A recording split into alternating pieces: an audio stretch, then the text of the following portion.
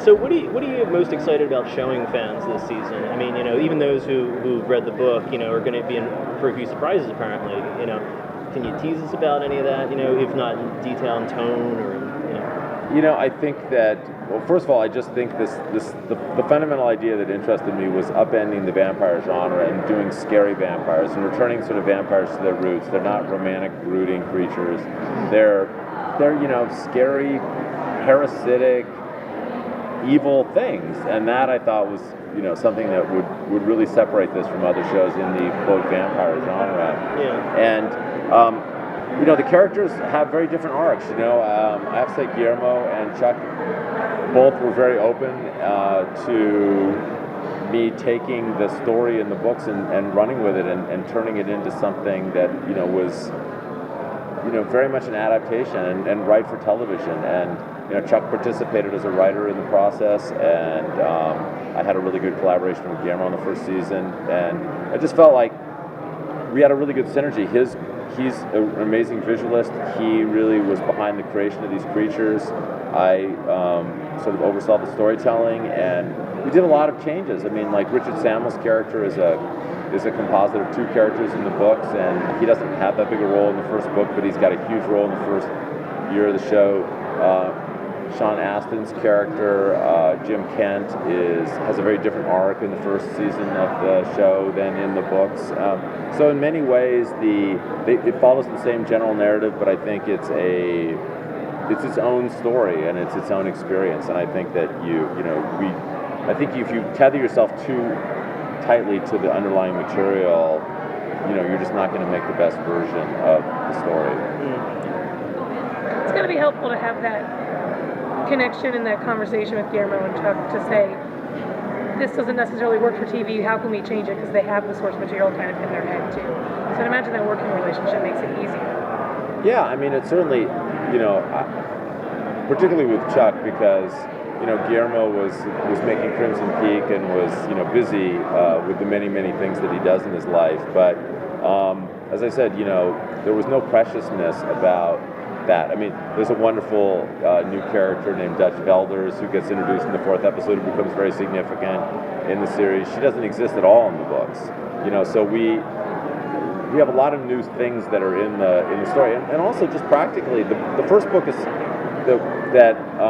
I turned in the first year of the show is 400 pages long. The first 200 or so pages is the pilot, and so there was a couple hundred pages left. I think 150 pages was the pilot, and then 250 pages had to get turned into 12 hours of television. So, needless to say, that required a lot of adaptation and a lot of invention, a lot of added material to fill out 12 hours of TV. So would the goal be then to take the other two books and do each as a season, or spread it across multiple? I think the goal is to turn book 2 into 2 seasons and to book 3 into 2 seasons. But there will be, I think, we'll be even more untethered in season 2. We're working on the stories for that right now, and there's a lot that's going to be brand new and isn't in the books in season 2. So the show will follow, I think, some of the general larger bus stop pieces of narrative, which I think is kind of more a little bit of the model of Game of Thrones.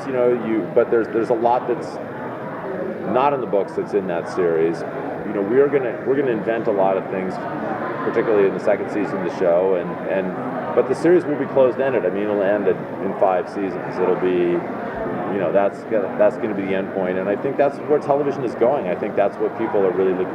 If you look at shows like True Detective or Fargo, they're so good because they're going from A to Z, and in those cases, in 8 hours, which really gives you a lot of octane. I think for us, 5 seasons to tell this big, massive trilogy is kind of the perfect length. Can you talk about the, in order to make vampires scary, obviously you have to show their destruction, up the level of violence, I guess, that you would find in a Twilight. So, can you do that now because of things like Bates Motel, because of things like Hannibal? Has that have they paved the way in a certain regard?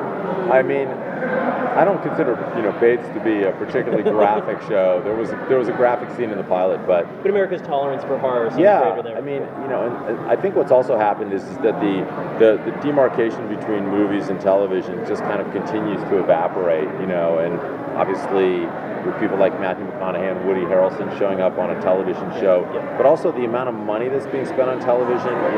HBO shows like Game of Thrones is as rich and vibrant and as elaborate as any movie.